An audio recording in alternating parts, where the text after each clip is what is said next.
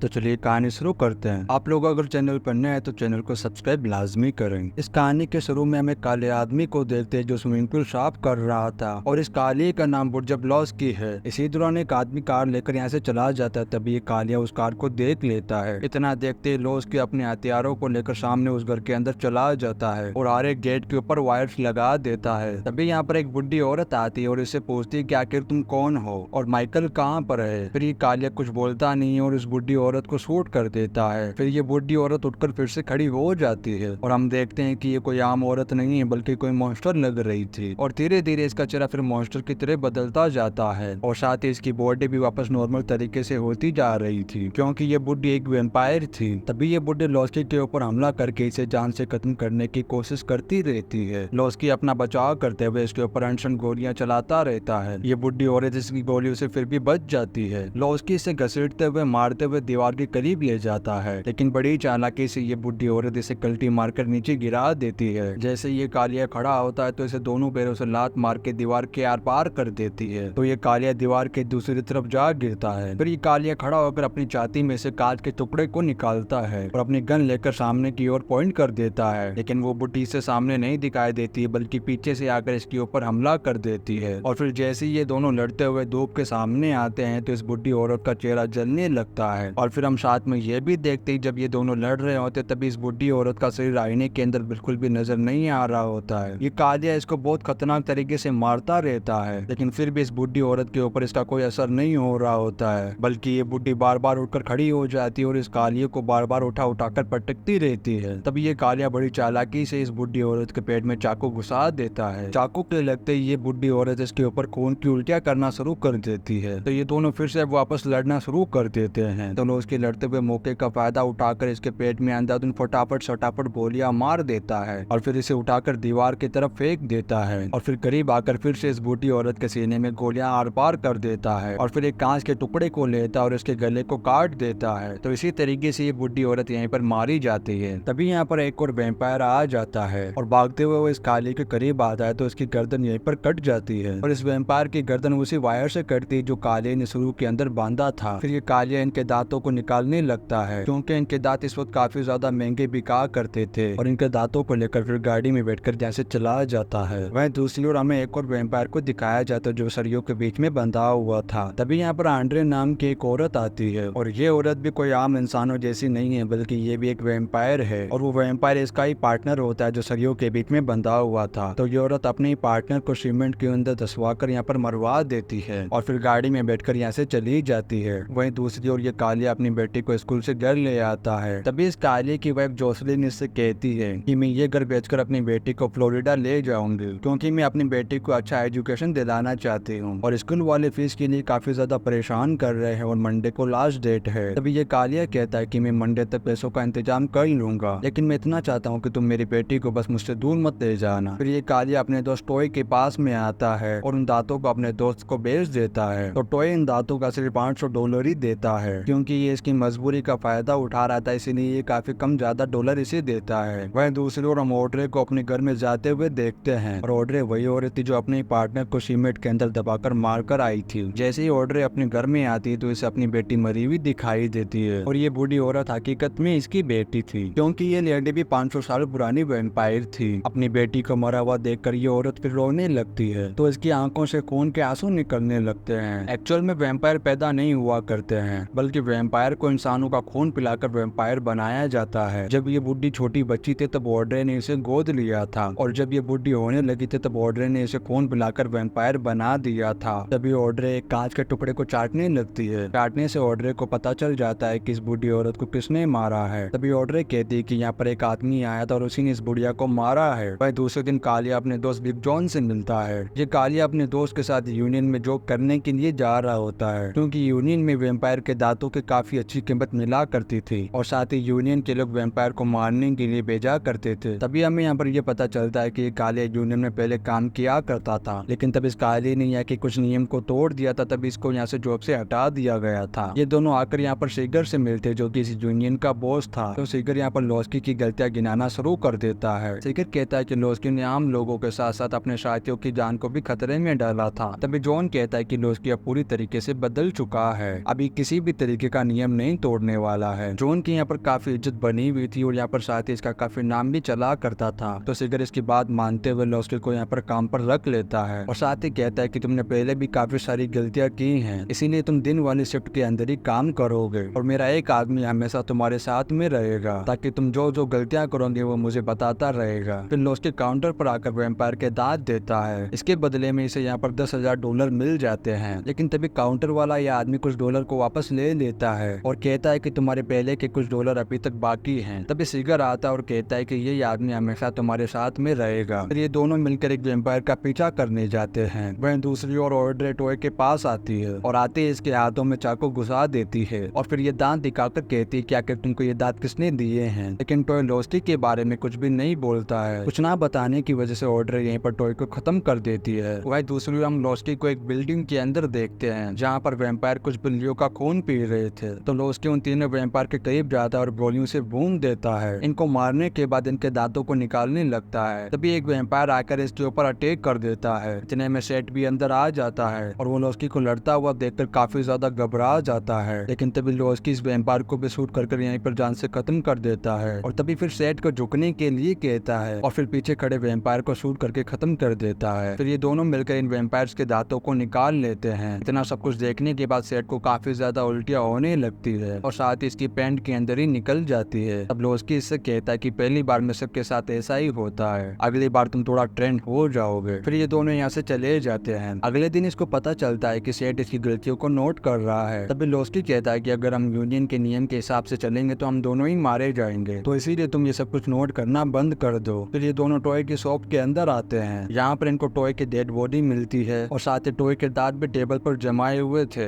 दांत देखते ही ये कालिया समझ जाता है कि उस वैम्पायर को मेरा नाम भी पता चल चुका है। तभी सेठ यूनियन को कॉल करने लगता है। तभी लॉस्की इसका मोबाइल छीन लेता है और इससे कहता है कि अगर तुमने यूनियन को कॉल किया तो मैं अपने परिवार को खो दूंगा और फिर उनके मरने की वजह फिर सिर्फ तुम रहोगे। इतना सब कुछ सुनने के बाद सेठ का दिल पिघल जाता है और फिर ये इस काली से कहता है कि मैं यूनियन के ऑनर को कुछ भी नहीं बताऊंगा। इस काली को एक लोकेशन के बारे में पता चलता है जहाँ पर काफी सारे वैम्पायर्स होते हैं। फिर ये अगले दिन कुछ वैम्पायर्स को मारने के लिए दूसरी जगह पर जाते हैं। तभी यहाँ पर दो लोग और आते हैं और ये दोनों भी यूनियन के एम्प्लॉय थे। एक का नाम माइक और दूसरे का नाम डेरेन होता है। तभी ये दोनों लॉस्की से कहने लगते हैं कि हम सब मिलकर वैम्पायर्स का शिकार करेंगे और फिर उनमें से हमें जो भी पैसा मिलेगा हम उनको आधा आधा बांट लेंगे। फिर लॉस्की इस ऑफर को एक्सेप्ट कर लेता है। फिर ये सभी लोग अपनी पूरी तैयारी करने लगते हैं और अपने आप को कवर करते हैं। तभी लॉस्की सेठ को गर्दन में बांधने के लिए एक पट्टा देता है क्योंकि वैम्पायर गर्दन के ऊपर ही सबसे पहले हमला करते हैं। फिर ये सभी लोग अपने हथियार लेकर एक घर के अंदर चले आते हैं और घर के अंदर आते दो छोटे वैम्पायर को मार देते हैं। तभी यहाँ पर एक और वैम्पायर भागते हुए आता है। लॉस्की उसे भी एक गोली के अंदर टपका देता है। फिर ये काले एंसनी के दांतों को निकालने लगता है। तभी छत और दीवारों के अंदर से काफी सारे वैम्पायर्स निकलने लगते हैं। लॉस्की और इसके साथी टपाटक टपाटक इनको गोलियों से मारते रहते हैं। फिर ये काले एक वैम्पायर के सर पर टीवी को गिरा देता है और उसके सर के आर पार कर देता है। साथ ही ये टीवी को काफी खतरनाक तरीके से तेज लात मारता है जिससे वैम्पायर की गर्दन अलग हो जाती है। सेठ घबराते हुए दीवारों को करीब चिपकने लगता है तो ये कालिया सेठ को दीवारों से दूर रहने के लिए कहता है। इसी दौरान एक वैम्पायर इस कालिया को दीवार की दूसरी ओर खींच लेता है। तभी एक वैम्पायर खिड़की से सेठ की तरफ आ जाती है। जैसे ही ये सेठ के सामने आती है तो सेठ की पैंट गीली होने लगती है। वहीं दूसरी ओर वन और माइक भी काफी सारे वैम्पायर्स को मार रहे होते हैं। तभी हम देखते हैं कि माइक एक वैम्पायर को इतनी खतरनाक तरीके से गोली मारता है कि वो दीवार में जाकर घुस जाता है। वहीं लॉस्की भी एक चाकू से वैम्पायर की गर्दन को उड़ा देता है। इधर माइक भी एक गैस का ग्रेनेड फेंक देता है जिससे वैम्पायर की स्किन जलने लग जाती है। इसी दौरान एक और वैम्पायर आ जाता है और लॉस्की को उठाकर सीढ़ियों की तरफ फेंक देता है। तभी डीन माइक से गोली मांगता है और उस गोली से वैम्पायर को मार देता है। फिर आखिर में माइक और डीन सेट वाले वैम्पायर को एक लकड़ी से मारकर अपने जूते में लगे हुए चाकू से उसकी गर्दन को अलग कर देता है। इसके चलते सेट इन वैम्पायर से बच जाता है और ये काले छत से नीचे कूद जाता है और आखिरी वैम्पायर को भी खत्म कर देता है। फिर लॉस्की अपने घर आ जाता है और अपने घर आने के बाद अपनी बेटी को लेकर के एक बर्थडे पार्टी में चला आता है। तभी इस कालियों को ऑड्रे का कॉल आता है। ऑड्रे कहती है कि तुमने मेरी बेटी को मुझसे छीन लिया है और अब तुम मुझसे बच के रहना क्योंकि अब मैं तुमसे तुम्हारा सब कुछ छीन लूंगी। फिर लॉस्की अपनी बेटी को यहाँ से ले जाकर के अपनी कार में बैठा देता है और उसके कानों में हेडफोन लगाकर उसे मोबाइल हाथ में दे देता है। तभी लॉस्की के पीछे एक वैम्पायर आने लगता है तो ये कालिया उस वैम्पायर की गर्दन को सर दर्द से अलग कर देता है और अपनी कार लेकर यहाँ से भाग जाता है। तभी 3 बाइकर आ जाते हैं और उसका पीछा करने लगते हैं। इतना देखते ये कालिया अपनी वाइफ को फोन करता है और कहता है कि हम खतरे में हैं, इसीलिए मैं तुम्हें अभी के अभी लेने के लिए आ रहा हूँ, तुम तैयार रहना। तभी एक बाइक वाला वैम्पायर एक शोरूम के अंदर से निकल रहा होता है और जैसे ही ये शोरूम से बाहर निकलता है तो एक कार से टकरा जाता है। थोड़ा आगे आने के बाद दूसरा वैम्पायर भी फ्लाईओवर से टकरा जाता है और तीसरा वाला वैम्पायर भी सड़क के डिवाइडर से टकराकर गिर जाता है। इसी तरीके से तीनों के तीनों वैम्पायर यहीं पर मारे जाते हैं, लेकिन एक कार अभी भी इस कालिया का पीछा कर रही होती है। थोड़ा आगे आने के बाद ये कालिया अपनी कार के टायर को गोलियां मारकर उनकी हवा निकाल देता है और इस गुफा से बचकर किसी तरीके से यहाँ से निकल जाता है। जैसे ही ये कालिया अपने घर पर पहुंचता है तो ये देखता है कि ऑड्रे यहाँ पर पहले से आई हुई है। तभी ऑड्रे के वैम्पायर इन तीनों को पकड़ लेते हैं। फिर ऑड्रे इस कालिया से कहने लगती है कि तुम घुटने पर बैठकर मुझसे माफी मांगो, लेकिन ये कालिया ऐसा करने से मना कर देता है और साथ ही अपनी वाइफ को सारा का सारा सच बता देता है कि कालिया किन चीजों का धंधा किया करता है। यहीं पर सेठ भी बेहोश पड़ा हुआ था। तभी ऑड्रे इस कालिया को किसी तरीके से बेहोश कर देती है और फिर उसकी बेटी और इसकी वाइफ को यहाँ से ले जाती है। जब इन दोनों को एक साथ में होश आता है तभी कालिया देखता है कि अब सेठ भी वैम्पायर बन चुका है, क्योंकि ऑड्रे ने सेठ को भी अपना खून पिला दिया था। देखते ही देखते सेठ इस कालिया के ऊपर हमला करने लगता है। तो इस कालिया के पास में भी अब कोई और ऑप्शन नहीं था, तो ये कालिया इसका सर दर्द से अलग कर देता है। गर्दन कटने के बाद भी सेठ जिंदा होता है और ये इस कालिया से बातें कर रहा होता है। तभी सेठ अपनी गर्दन को उठाकर अपनी बॉडी पर वापस रख लेता है। फिर वो दोनों कार में बैठकर यहाँ से जाने लगते हैं। फिर लोस्की एक लड़की के घर पर चला आता है जिसका नाम चमेली है और ये लड़की और कोई नहीं बल्कि इसकी नेबर ही थी।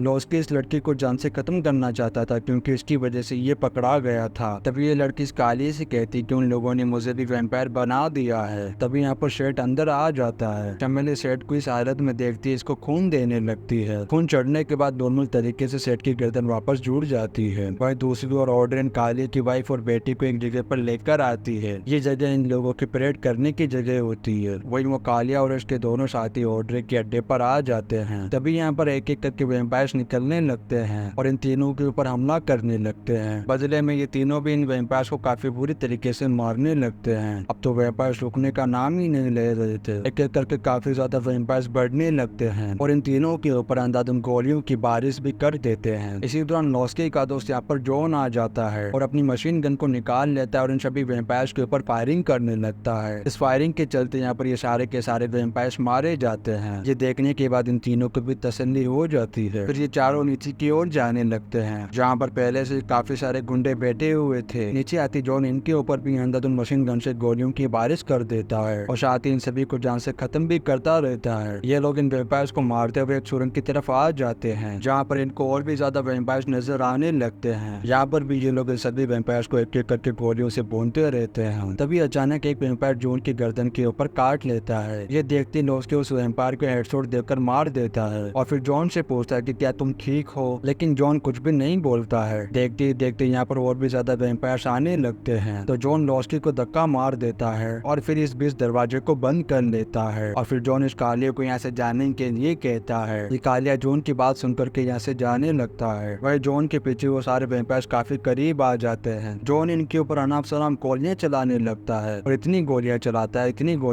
है कि इसकी गोलियां खत्म ही हो जाती है। फिर वैम्पायर्स भागते हुए इसके करीब आने लगते हैं। इतना देखते जॉन अपने जैकेट को खोल लेता है जहाँ पर इसकी बॉडी के ऊपर बॉम्ब लगा हुआ था। जैसे ही वैम्पायर इसके करीब आते तो जॉन वो उनको ब्लास्ट कर लेता है। इस ब्लास्ट में वैम्पायर के साथ साथ जॉन भी यहीं पर मारा जाता है। वहीं दूसरी ओर क्लोज नाम का एक वैम्पायर आता है और ये लोस्की को पकड़ लेता है और इसे उठा करके दीवार की तरफ फेंक देता है। ये देखती सेठ और चमेली भी यहीं पर आ जाते हैं और ये दोनों यहाँ पर इस कालिया को जैसे जाने के लिए कहते हैं और ये खुद दोनों मिलकर इस वैम्पायर से लड़ने लगते हैं। वहीं दूसरी ओर ऑड्रे लोस्की की वाइफ को उठाकर जमीन पर पटक देती है। इतने में ये कालिया यहाँ पर आ जाता है। जैसे ही ऑड्रे इस कालिया को देखती तो फिर से इसकी वाइफ को उठाकर सीढ़ियों से नीचे गिरा देती है और इस कालिया से कहने लगती है कि मैं तुम्हारी बेटी और तुम्हारी वाइफ को भी मारकर वैम्पायर बना दूंगी। इतना सुनते ये कालिया ऑड्रे के ऊपर गोलियां चलाने लगता है। गोलियों की आवाज सुनते ही ऑड्रे को काफी ज्यादा गुस्सा आने लगता है और तभी ये लोस्की की धुलाई करना शुरू कर देती है और इसको काफी खतरनाक तरीके से मारती रहती है। मार मार कर इस कालिया की हालत खराब कर देती है। वहीं दूसरी ओर चमेली और सेठ क्लोज से फाइट कर रहे होते हैं, लेकिन क्लोज यहीं पर इन दोनों के ऊपर काफी ज्यादा भारी पड़ रहा होता है। क्लोज इन दोनों को अपने हाथों से पकड़कर इन दोनों का गला दबाए हुए खड़ा था। तब ये दोनों मिलकर के क्लोज के हाथों को खींचने लगते हैं, जिसके चलते क्लोज के दोनों हाथ शरीर से अलग हो जाते हैं। वह दूसरी और ऑड्रे लोस्की को काटकर वैम्पायर बनाने ही वाली होती है। तभी लोस्की की वाइफ ऑड्रे की कमर में एक सरिया घुसा देती है। इतना देखती ऑड्रे इसको एक ही थप्पड़ में उड़ाकर दूर गिरा देती है। यहीं पीछे तरीके से ये काले ऑड्रे के थोपड़े में गोली मार देता है, लेकिन फिर भी ऑड्रे पर इस गोली का कुछ भी असर नहीं होता है। तो ऑड्रे लोस्की को मारने के लिए तेजी से लोस्की की तरफ बढ़ने लगती है, लेकिन लोस्की बीच में पहले से स्टील के वायर को लगा देता है। जैसे ही ऑड्रे इस वायर से टच होती है तो इसकी गर्दन सर दर्द से अलग हो जाती है। इसी के चलते ऑड्रे यहाँ पर मारी जाती है। फिर ये सभी लोग यहाँ से जाने लगते हैं। तभी यहाँ पर शिगर आ जाता है जो कि इनका बॉस था, और शिगर सेठ और लोस्टी को उनकी गलतियां गिनाने लगता है। साथ ही इनसे कहता है कि तुम दोनों ने अपने शिप को क्यों बदला। काफी गुस्सा करने के बाद शिगर यहाँ से चला जाता है। वह दूसरी ओर हम जॉन को देखते जो पाइपलाइन वाले गड्ढे से बाहर निकलता है, और यहीं पर जॉन कहने लगता है कि व्यापार कभी खत्म नहीं हुआ करते हैं। इसी के साथ ये कहानी यहीं पर खत्म हो जाती है। वीडियो कैसा लगा आप लोग कमेंट करके लाजमी बताएं, और चैनल पर नए हैं तो चैनल को सब्सक्राइब भी लाजमी करें। आप लोग वीडियो को like and comment share and subscribe लाजमी करें। मिलते हैं नेक्स्ट वीडियो में।